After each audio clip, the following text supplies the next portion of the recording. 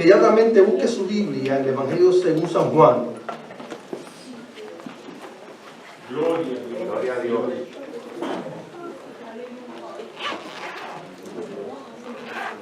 San Juan capítulo 5.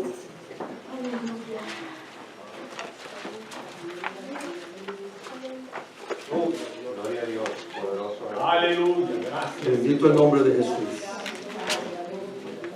Estoy dando un poco de oportunidad que todo el mundo tenga el capítulo 5 del Evangelio según San Juan. Dice así la palabra del Señor. Después de estas cosas, había una fiesta de los judíos y subió Jesús a Jerusalén. Y hay en Jerusalén, cerca de la puerta de las ovejas, un estanque llamado en hebreo Betesda, el cual tiene 5 pórticos.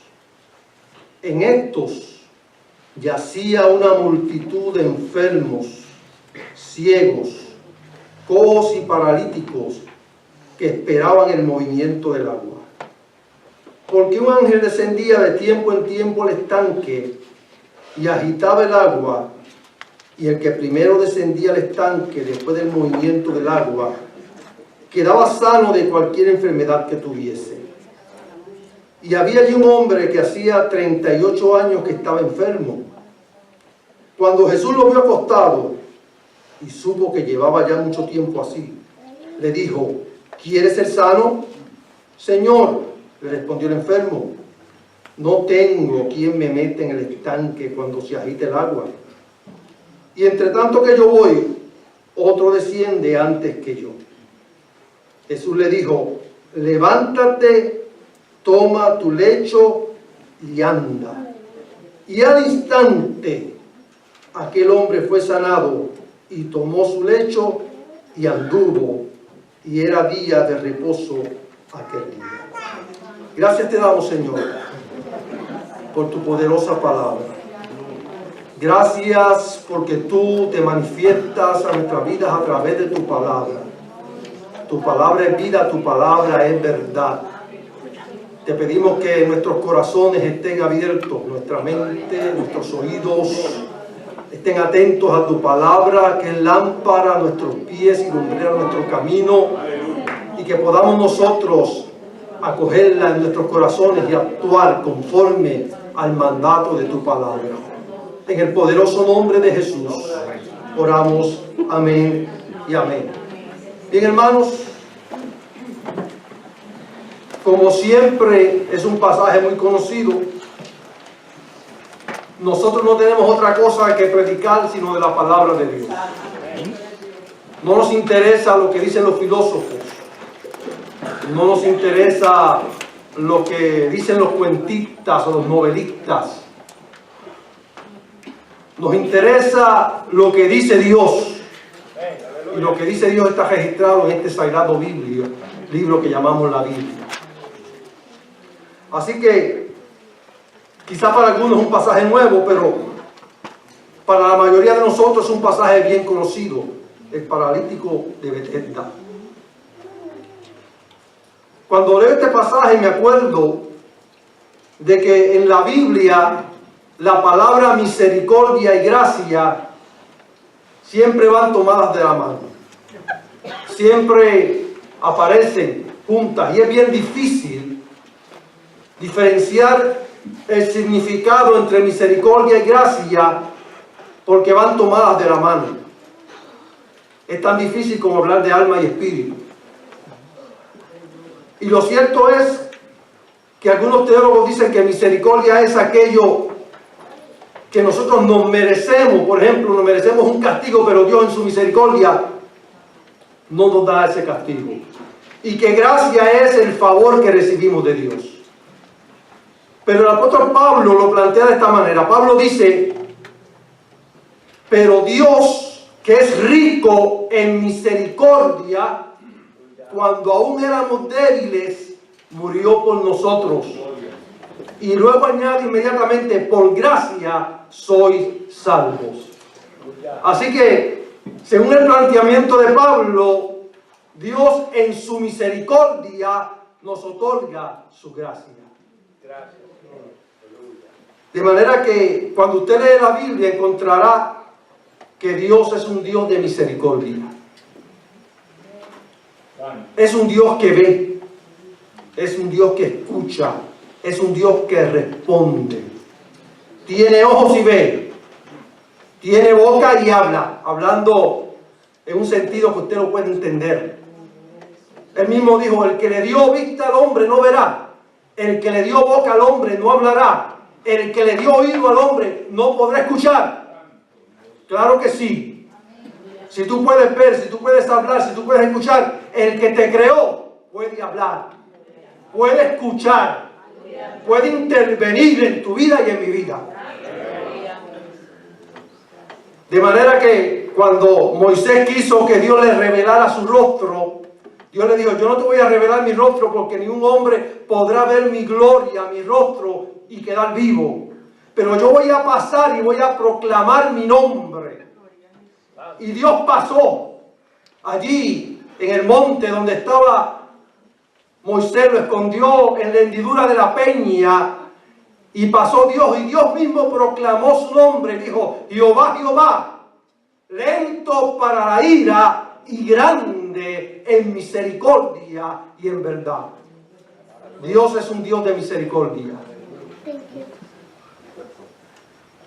El profeta Jeremías dijo en el libro de Lamentaciones, por la bondad de Jehová no hemos sido consumidos. Y al pueblo de Israel Dios le dice,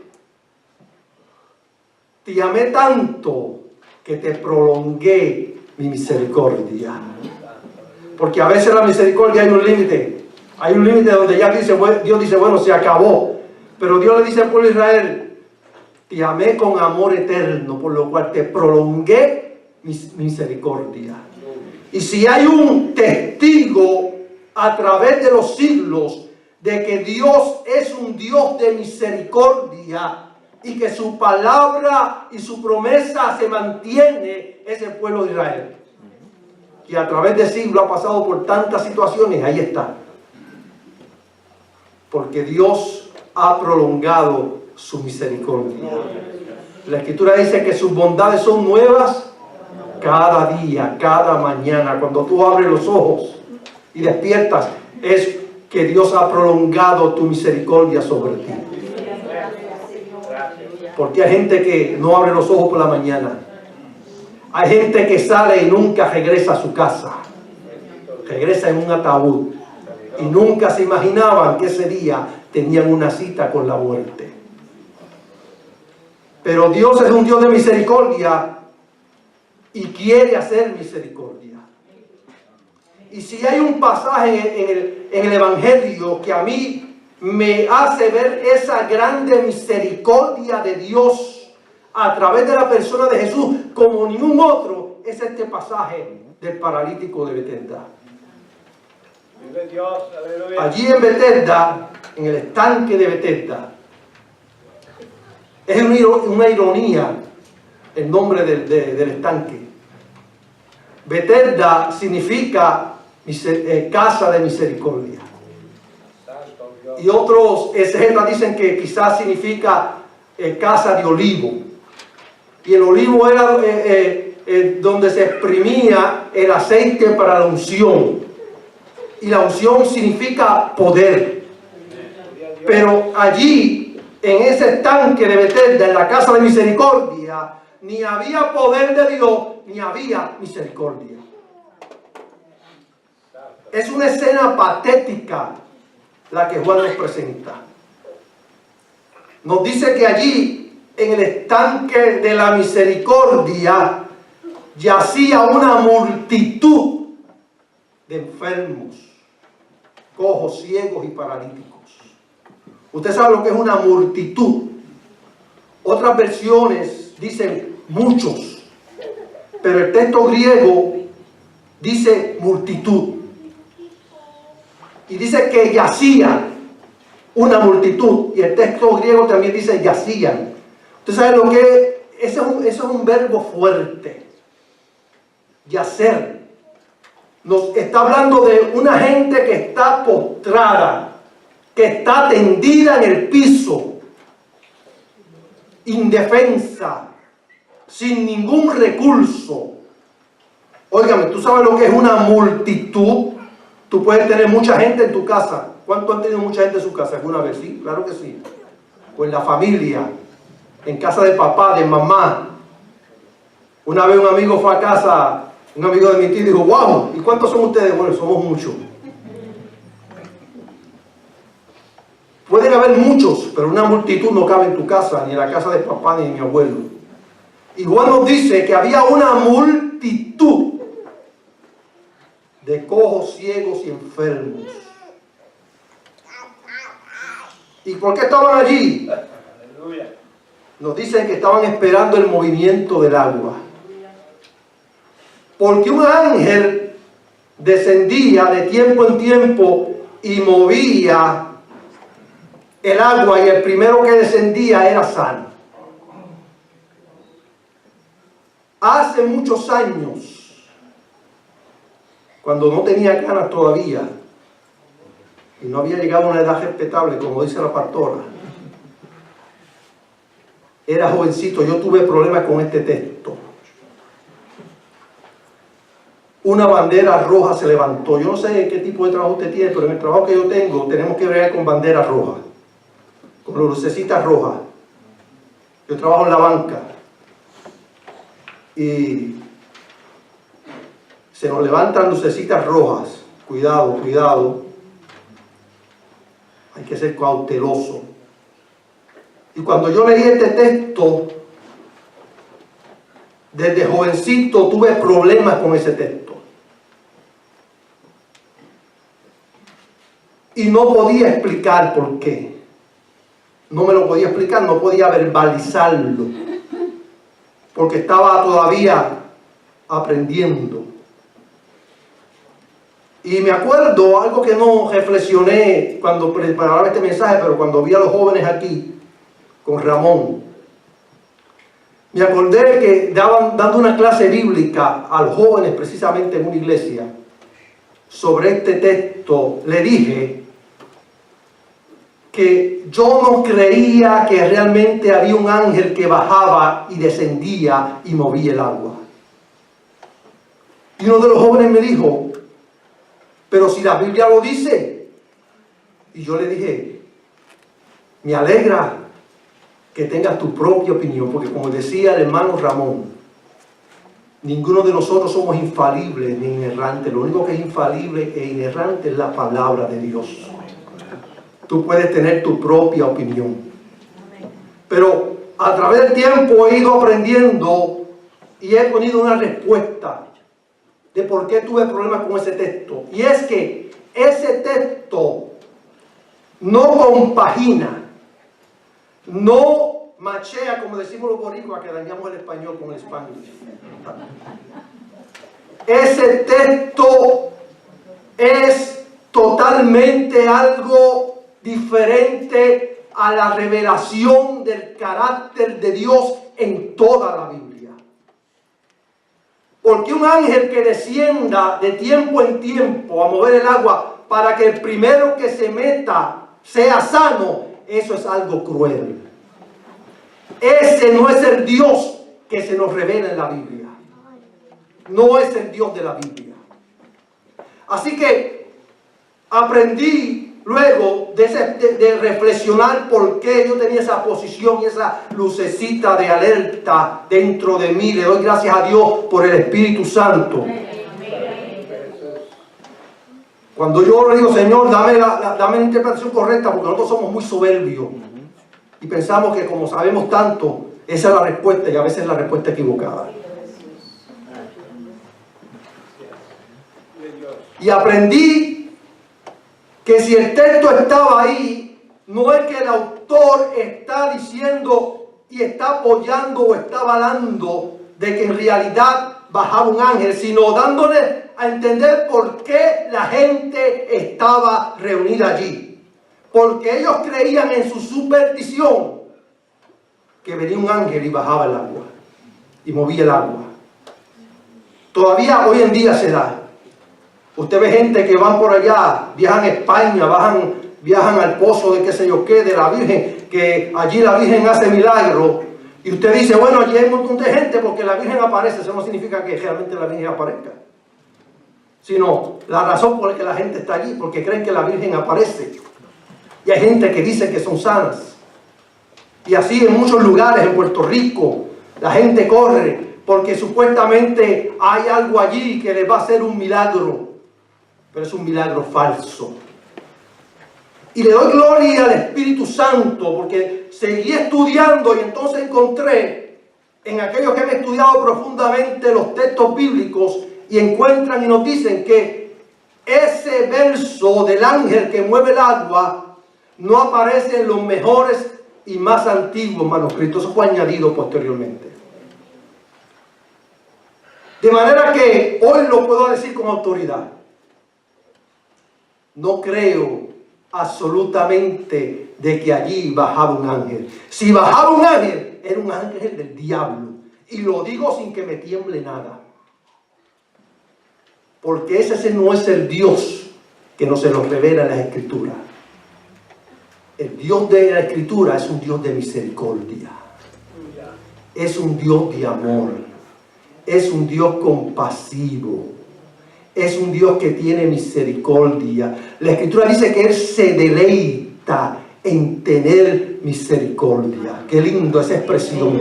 Que Dios se deleita en tener misericordia. ¿Sabes qué es misericordia? Lo dijimos. Que Dios te da lo que tú no te mereces. Lo que tú no te mereces. Eso es lo que nos enseñó Jesús en la parábola del buen samaritano. Que un hombre que lo odiaba, que lo trataba mal, que era racista en todo aspecto y religioso, lo ve tendido en el piso y fue movido a misericordia y tuvo compasión de él, cuando lo que se merecía es que le diera una patada. Así es Dios. Óigame, si Dios fuera a pagarnos conforme a lo que tú has hecho y lo que yo he hecho, ¿dónde iríamos a parar? ¿Dónde estarías tú hoy si Dios te hubiese pagado años atrás conforme a la forma que tú estuvieras viviendo? ¿Dónde estarías tú? ¿Dónde está mucha gente que llevan 40, 50, 70 años y Dios le ha dado vida? Le ha extendido su misericordia, le ha dado una oportunidad para que se arrepientan y busquen a Dios. Porque la Escritura dice que Dios no quiere que nadie se pierda, sino que todos procedan al arrepentimiento. Podemos jugar. Mi mamá decía, no juegues con fuego, que el que juegue con fuego, tarde o temprano, se quema. Y es verdad. Bastante quemadura que me di. Y aprendí entonces la lección por la experiencia. Dios es un Dios de misericordia. Allí no había misericordia. Es la ironía. En la casa de misericordia no había misericordia. Porque cuando a alguien le parecía que el agua se había movido, porque cayó una hojita en aquel estanque. ¿Usted sabe lo que es un estanque? Un estanque era un lugar donde se almacenaba agua. Y a diferencia de las cisternas que usualmente eran privadas, el estanque era de uso público. Y venía el agua de los manantiales y entraban a las ciudades. Y a veces lo hacían para, si había un sitio, ellos tener agua en la ciudad. Pero un estanque es un lugar donde las aguas están, como dice la palabra, precisamente estancadas. Donde las aguas no fluyen, ahí se quedan estancadas. No es la mejor agua para tomar. En ese estanque, cuando se movía algo, óigame, se producía una estampida. ¿Usted sabe lo que es una estampida? De los animales, de los becerros, de lo que sea en la selva. Una estampida, cuando llega el león, salen todos los animales corriendo. Y dicen, si tuvieran voz, dirían, sálvese el que pueda. Se produció una estampida, y no solamente una estampida, sino una lucha, una batalla, una pelea, porque solamente el primero que entraba quedaba sano. Allí lo que imperaba era el egoísmo. Quítate tú para ponerme yo. Decimos los boricuas, ¿verdad? quítate tú para ponerme yo. Yo primero, yo segundo, yo tercero, yo cuarto. Los demás, que esperen su turno. Allí no había misericordia. Allí no había piedad. Allí no había amor. Es la triste tragedia. Este estanque representa la triste tragedia de la humanidad. Una humanidad que vive de espaldas a Dios. Una humanidad que vive de la superstición. Que vive esperando algo maravilloso, pero no tiene a Dios en cuenta. Pero un día, por los pórticos del estanque, entró el que tiene misericordia. Por un día, por el pórtico de aquel estanque, entró aquel que dijo: el que tiene sed, venga a mí y beba, y como dice la Escritura, de su interior correrán ríos de agua viva. Entró aquel que dijo: yo soy la luz del mundo. Yo soy el camino, la verdad y la vida. Entró el que levanta a los muertos. Entró el verbo de vida, lleno de gracia, lleno de verdad. Entró el admirable, el consejero, el Dios fuerte, el príncipe de paz. Entró el poderoso, el omnipotente, Hijo de Dios. Entró el que todo lo puede. Entró el que caminaba sobre el mar. Entró el que se levantó y reprendió los vientos y la mar. Entró el que ponía las manos sobre el leproso y los limpiaba. El que echaba fuera al demonio. El que resucitó al muerto, al hijo de la viuda de Naín. Entró el poderoso. Entró el misericordioso. Entró aquel que dijo: yo soy la puerta. Entró el buen pastor. Aquellos estaban sin pastores, sus pastores estaban allá en el templo haciendo dinero. Pero entró el buen pastor. Entró aquel que miraba a las multitudes y tuvo compasión de ellas, porque eran como ovejas sin pastor. El mundo anda como ovejas sin pastor. La gente anda como ovejas sin pastor. Entró el misericordioso. Qué tremendo. Qué triste que el mundo vive en un estanque. Pero también me preocupa mucho a mí que a veces la iglesia de hoy está como una multitud que yace frente a un estanque, esperando que venga alguien, pastor, a mover el estanque, esperando que venga un apóstol de la prosperidad a decirte palabras bonitas y de que todo te va a ir bien. Esperando que venga un apóstol para que te dé un rema, una palabra de revelación, una palabra de sabiduría. Esperando que venga un evangelista y revuelque esto aquí. No. Aquí está el poderoso. Aquí está el Cristo de la gloria. No necesitamos que venga alguien a revolcar nada. Lo que necesitas es doblegar tu rodilla, tu alma, tu voluntad ante el poderoso Dios de Israel. Gloria sea su nombre para siempre. Sí, cuando reflexioné sobre esto, yo dije: a veces la iglesia está en esa. Vamos a invitar a fulano, que entonces sí que esto va a cambiar. Y fulano viene y revuelca el estanque y la gente se cae patas arriba al piso. Y lloran y brincan y saltan. Y ya el otro día no están. Ya el otro día no están, es pura emoción. Aunque tú me veas saltar y brincar aquí, esto no es emoción. Esto es real. Esto es verdadero. Esto es la presencia de Dios en nuestra vida. Y cuando esto es real y verdadero, uno no da marcha atrás. Porque sabe que la experiencia que ha tenido es genuina, es verdadera. Y nadie nos podrá arrebatar de la mano del Señor. Hay gente buscando emociones. En el mundo la gente busca emociones, en la discoteca, en los conciertos. Y yo veo la iglesia en la misma, buscando emociones, en los conciertos. ¡Ay, qué tremendo! Y viviendo una vida que desagrada a Dios. Sí. Qué triste El estanque representa religiosidad,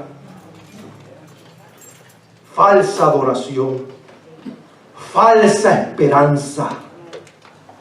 El que quiera tener una experiencia poderosa tiene que actuar conforme a la voluntad, no las emociones. Porque hay gente que dice, no, yo estoy esperando que sienta algo. Si estás esperando que sienta algo, quizás la muerte te visita y nunca sentiste nada. Lo que vas a sentir es un calor profundo donde vas. Esto es un acto de voluntad, de decir, yo he decidido buscar a Cristo. Yo he decidido darle la espalda al pecado. Yo he decidido darle la espalda a los placeres. Yo he decidido darle la espalda al mundo y quiero consagrarme a Dios. Esa es la verdadera religión.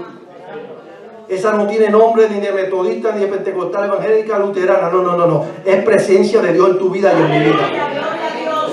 Porque los nombres no salvan. La iglesia metodista no salva, la iglesia pentecostal, la iglesia bautista y todos los nombres que hay, Asamblea de Dios, no salvan. El que salva es el que murió en la cruz del Calvario por ti y por mí. Ese es el que salva. Así que hay que salir de ese estanque. Porque hay gente que dice, no, lo que se necesita es esto, esto y aquí, el otro no. Lo que necesitamos es buscar la presencia de Dios. Lo que necesitamos es estar pendiente a aquel que quiere entrar en el pórtico de tu alma y darte vida y vida en abundancia. Y romper tus cadenas, desatar tus ligaduras. Y poder adorar a Dios. Tengas poco, tengas mucho, no tengas nada. Porque Jesús dijo que la vida de un hombre no depende de los bienes que posea. Este gozo no depende de si yo tengo un buen carro, un carro viejo, o una buena casa, o vengo en un apartamentito ahí chipichapi. No, no. El evangelio no tiene que ver nada con eso. Es más, el hombre que proclamó este evangelio, el Dios hecho hombre, no tenía un centavo en el bolsillo. Cuando fueron a cobrar el tributo del templo, se metió la mano en el bolsillo y le dijo, Pedro, ¿tú tienes chavo? Pedro también estaba pelado. Perdón, pelado es una expresión boricua, no tenía nada, ¿verdad? Creo que todo el mundo me entienda. No tenía nada Pedro ni Jesús. Si iba a ser un evangelista esto de la prosperidad, tenía de sobra. Toma ahí 100 pesos de ofrenda para los tributos del templo. Pero Jesús no tenía ni un céntimo, tenía Jesús. Y Jesús le dice a Pedro, oye Pedro, ¿qué tú crees? ¿Los tributos a quién se los cobran? ¿Los reyes? ¿A los ciudadanos o a sus hijos? No, a sus hijos no, pues entonces yo estoy exento. Porque él era el hijo de Dios. Pero oigan, el Señor no entró en discusión y dijo, no, yo soy el hijo de Dios. Y dijo, pero ¿para qué quiere el tributo del templo? Si ahí tiene los diezmos y la ofrenda. No, él no entró en eso.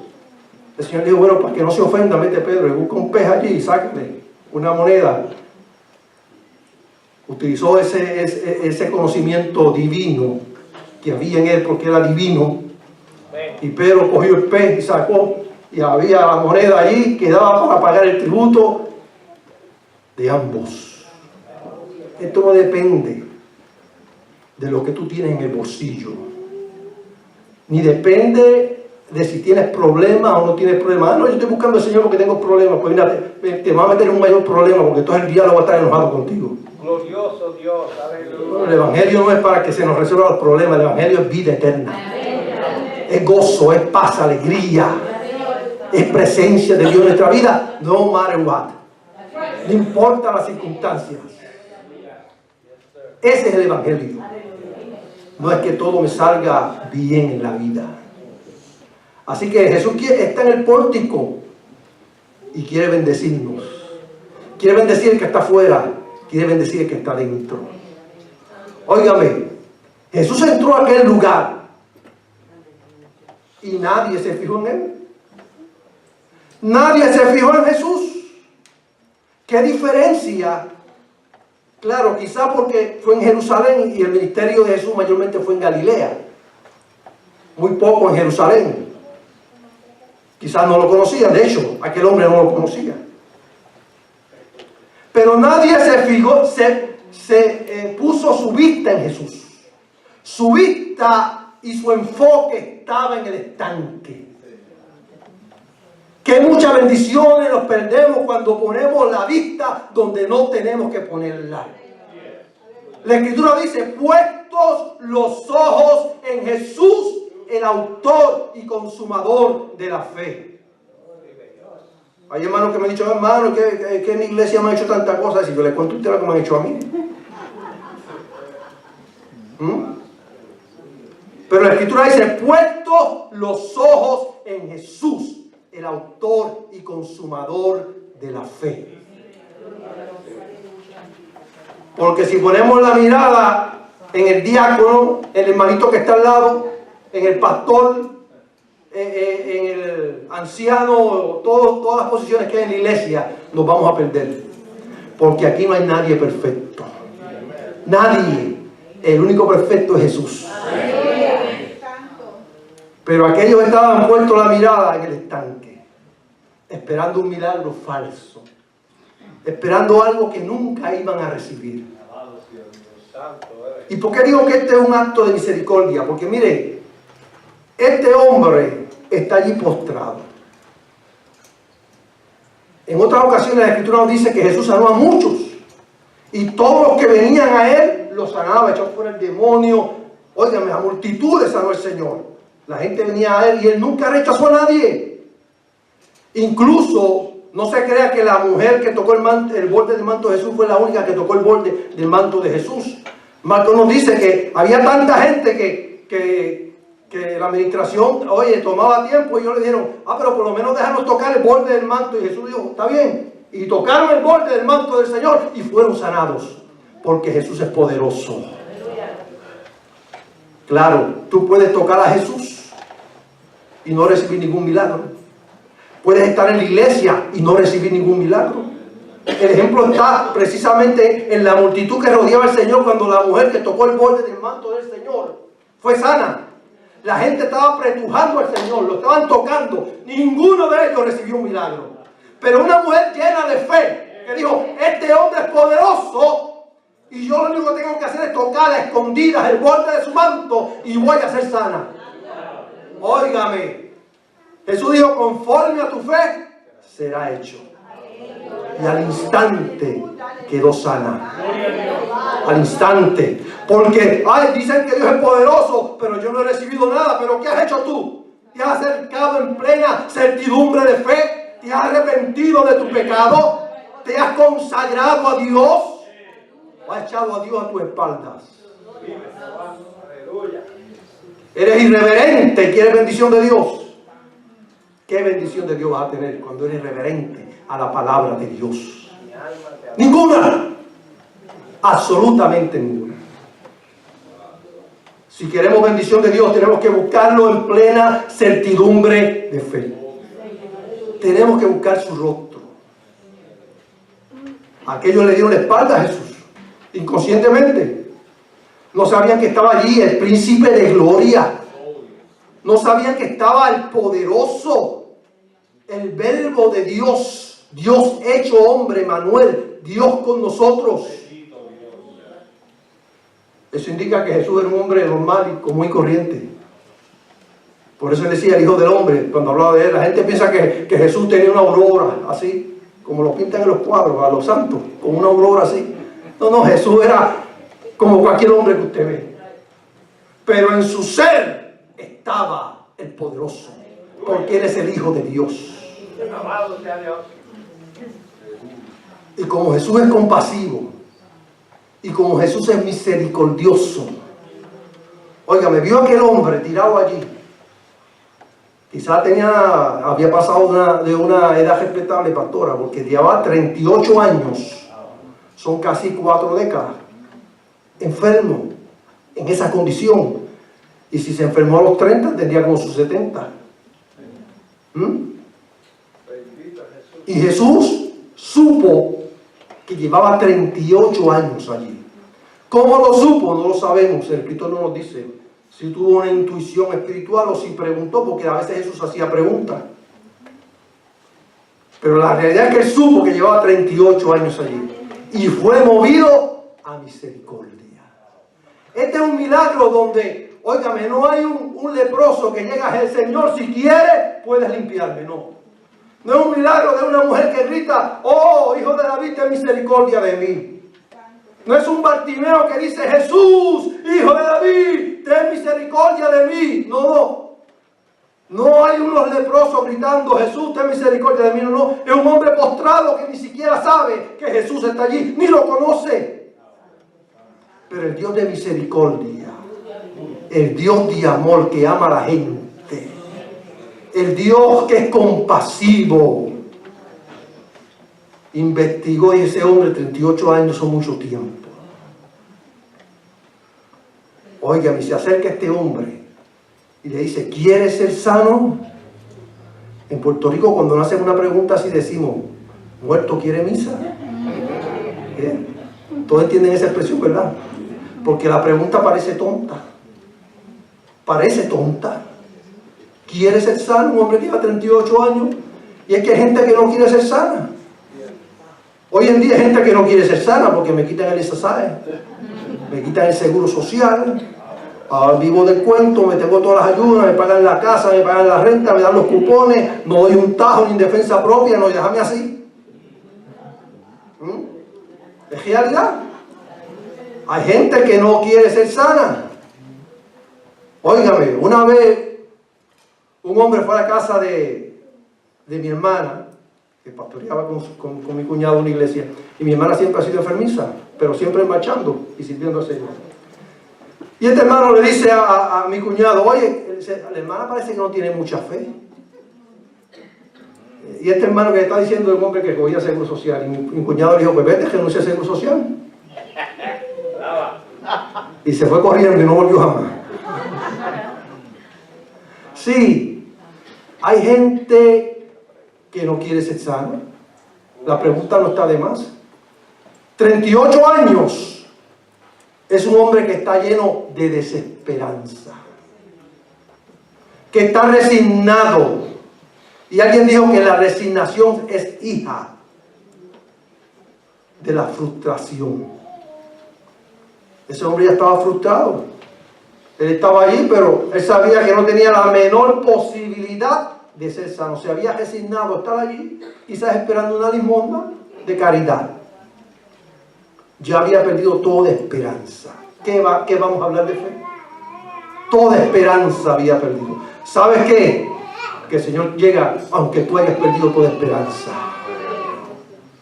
¿Saben lo que dijo un texto que me gusta repetir a mí? Lo que dijo Jeremías cuando le echaron en la cisterna. Yo dije: muerto soy. Pero el Señor lo sacó de allí. Pero él dijo: muerto soy. Aquí me muero.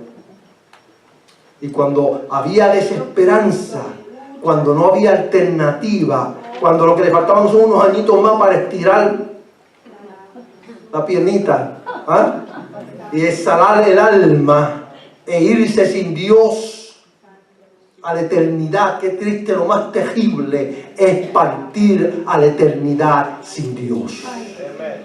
Qué cosa más terrible. Porque no existe el purgatorio, es mentira del diablo. Lo único que nos limpia del pecado es la sangre de Cristo derramada en la cruz del Calvario. Así que este hombre tenía toda esa esperanza. Así que Jesús le llama su atención: ¿quieres ser sano? Y saben que el texto griego, claro, Jesús está hablando arameo, que es el idioma que hablaban los judíos de aquel entonces. Está hablando arameo. No podemos hacer exégesis sobre el arameo porque no tenemos el arameo. Pero en el texto griego en el que se escribe la Biblia, esa pregunta, ¿quieres ser sano?, literalmente significa: ¿quieres estar completo? Óigame, qué cosa más curiosa encontré yo. En el texto griego, si usted lo traduce literalmente, significa: ¿quieres estar completo? Y que cuando tú estás enfermo no estás completo. ¿O tú te sientes completo cuando estás enfermo? No. ¿Quieres estar completo? ¿Sabes lo que el Señor Pablo le dice a los colosenses? Que en Cristo estamos completos. Estamos completos. No nos hace falta nada. Estamos completos en Cristo. ¿Habrá alguien que esté incompleto hoy aquí? Hoy es día de salvación. Habrá algún creyente que se siente incompleto. Hoy es día de consagración. El Señor nos llama a que estemos completos. Si no tenemos al Señor, no estamos completos. Si estamos caminando la vida cristiana cojeando, no estamos completos. El Señor nos llama a estar completos. ¿Quieres ser sano hoy? Esa pregunta es para ti y para mí hoy. ¿Quieres ser sano? ¿Quieres ser sano de la enfermedad peor que la enfermedad espiritual? ¿Que no tienes a Cristo como tu Salvador? ¿Quieres ser sano porque estamos en la iglesia pero estamos ahí divagando? Necesitamos estar completos en el Señor. Y la respuesta, fíjese la mentalidad de este hombre. El Señor le pregunta, ¿quieres ser sano? Y él le dice, bueno, yo no tengo forma de ser sano. Porque cuando se mueve el agua y yo trato de moverme, ya llegó uno que a lo mejor era ciego, pero ya sabe el camino y cogía rápido y llegó. Y yo nunca he podido en 38 años. Óigame, qué cosa terrible. Usted sabe lo que son 38 años postrado, enfermo. Solamente usted lo puede, quizá tenga un índice de eso cuando usted ha tenido un poquito de enfermedad y usted quiere que se acabe, ¿verdad? Que se acabe rápido. Ahora imagínese 38 años. Con razón el Señor fue movido a misericordia. Este hombre no sabía quién era Jesús, no clamó por un milagro, pero el Dios de misericordia tuvo misericordia de él. Ni siquiera puedo decir que tenía fe porque no sabía ni quién era el que estaba frente a él. Solamente le dijo una pregunta, ¿quieres ser sano? Y la respuesta de él fue negativa. Yo no puedo. Hay gente que dice, no, yo no puedo servir al Señor. No, yo no puedo entregarme porque a mí me gustan tantas cosas. Oye, ven al Señor y el Señor va a hacer un milagro en tu vida. El Señor no llama gente santa, querubines ni ángeles. El Señor llama gente pecadora. Todos los que estamos aquí somos pecadores redimidos por la sangre de Cristo. Jesús dijo que Él no vino a llamar a los justos, sino a los pecadores al arrepentimiento. Que no son los sanos los que necesitan médicos, sino los que están enfermos. Todos nosotros estamos enfermos. Toda la humanidad está enferma y necesita a Jesucristo como Señor y Salvador. Bendito sea su nombre para siempre. La respuesta fue negativa, ¿sabe? Quizás a otros si le hubiese dicho, bueno, deja que crezca tu fe. Pero ¿sabes qué hizo el Señor? Declaró una palabra de poder sobre este hombre. Oye, ahora la gente anda declarando por ahí tanto. Yo declaro que mi casa, que mis hijos, yo declaro esto, oye, que muchas cosas la gente declara. Pero aquí no importa de lo que tú declares, te puedes cansar de declarar. Aquí lo que importa es lo que declara el Dios poderoso. Cuando Él declara una palabra sobre tu vida, vas a ver un milagro. No es que el hermano no tiene fe, que ese no tenía ni fe, ni sabía quién era Jesús, pero Jesús declaró una palabra poderosa. Aquel que dijo, sea la luz, y fue la luz, dijo, levántate, toma tu lecho y anda. Eso es lo que necesita tu alma, una palabra poderosa de Jesús. Eso es lo que necesita mi alma, una palabra poderosa de Jesús. No podemos hacer nada con nuestras fuerzas. Somos vasos de barro. Nada podemos hacer. Aquí la gloria le pertenece solo al poderoso, al Dios de Israel. Solamente somos instrumentos en las manos del Señor. Que llama a lo peor llama a Dios. Al más débil llama a Dios. Al que no puede, a ese Dios llama. Al que la gente dice, ese no sirve, a ese es el que Dios llama. Para que la excelencia del poder y de la gloria sea solamente de Él. Así que si están necesitados, aquí está el Señor. Él está aquí, como dice el coro, tú no lo ves, pero Él está aquí. Nosotros nada podemos hacer, pero el Señor lo puede hacer. Oigan, el Señor declara esa palabra poderosa. Y el hombre se levantó, recibió fuerzas. Óigame, lo único bueno que puedo decir de este hombre es que obedeció al mandato del Señor. algo vigorizante se llenó en su cuerpo. Yo no sé qué sintió, pero algo fuerte sintió. Como decía el hermano que sentía algo fuerte. Óigame, algo fuerte sintió, se levantó, cogió la camilla y se fue andando. Óigame, qué tremenda la misericordia de Dios. No le predicó un sermón. No le predicó un sermón. Hizo un milagro en este hombre porque fue movido a misericordia. Óigame, qué contraste entre el cojo del templo cuando Pedro dijo: no tengo oro ni plata, pero lo que tengo te doy, en el nombre de Jesús de Nazaret, levántate y anda. Y aquel cojo se levantó y dice que comenzó a caminar. Óigame, comenzó a caminar y comenzó a saltar. Entró saltando.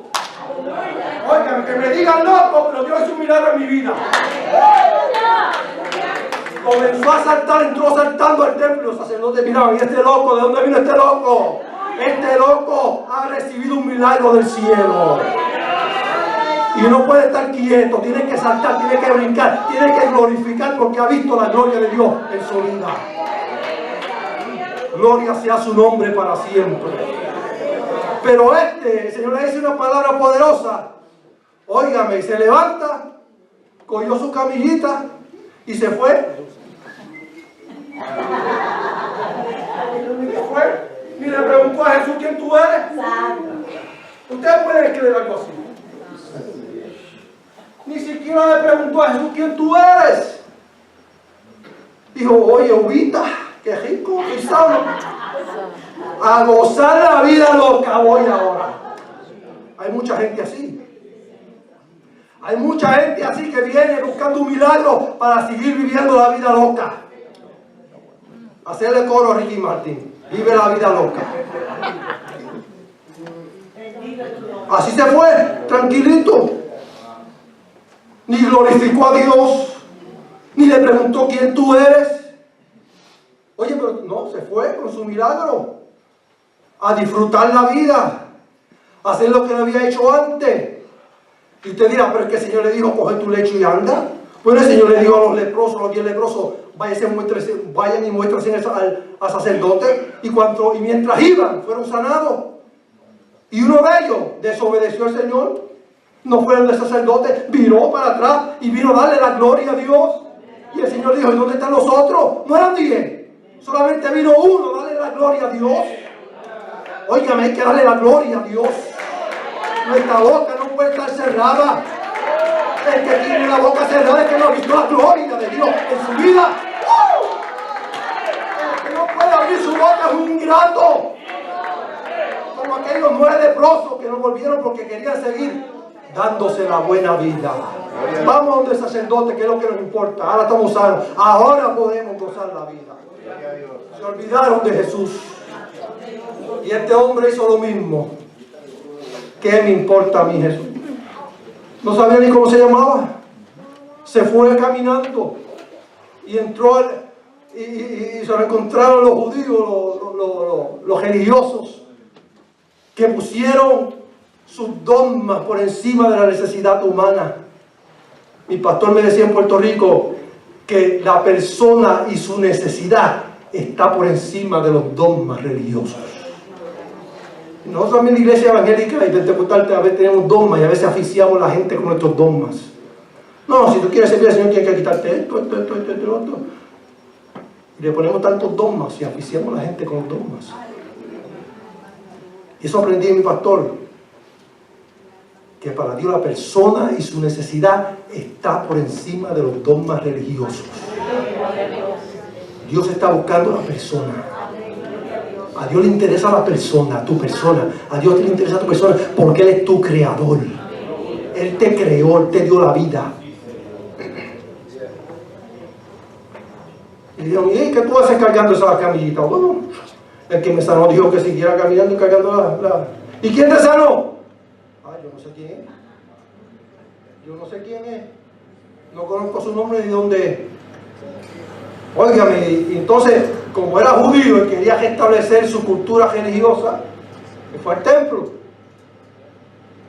Fue al templo. ¿Cuánto tiempo hacía que ese hombre no estaba al templo?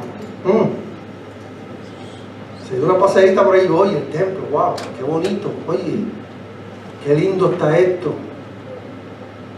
Y Jesús lo buscó, porque es el buen pastor que busca las ovejas. La Escritura dice que Él tiene 99 en el redil y hay una desviada, descarriada. Él deja las 99 para buscar aquella que está descarriada. Yo quiero decirte que si tú eres la única oveja descarriada, Jesús hubiese muerto por ti. Ese es el amor de Dios. Nosotros siempre estamos pensando en número. Jesús no piensa en número. Jesús piensa en una persona, en tu persona, en mi persona. Y Jesús se encuentra allí, en el templo. Y le hace una severa advertencia. Mira, fuiste sanado, no peques más para que no te venga algo peor. No siempre las enfermedades son causa del pecado, pero sí hay enfermedades que están muy relacionadas con una vida de pecado. Y en el caso de este hombre parece que sí, que su enfermedad estaba relacionada a consecuencia de una vida de pecado. Y el Señor le dijo, no peques más para que no te venga algo peor. Pero ¿sabes qué es lo peor que una enfermedad aquí en la tierra? Lo peor es morir sin Cristo, sin salvación. Eso es lo peor. Porque de ahí, después de muerto, no hay alternativa, no hay salida.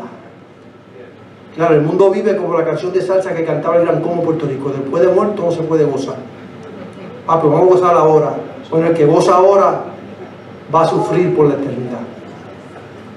La Escritura dice que el que se entrega a los deleites viviendo está muerto. Por eso Pablo dice, levántate tú que duermes de entre los muertos y te alumbrará Cristo. Mire qué grande la misericordia del Señor.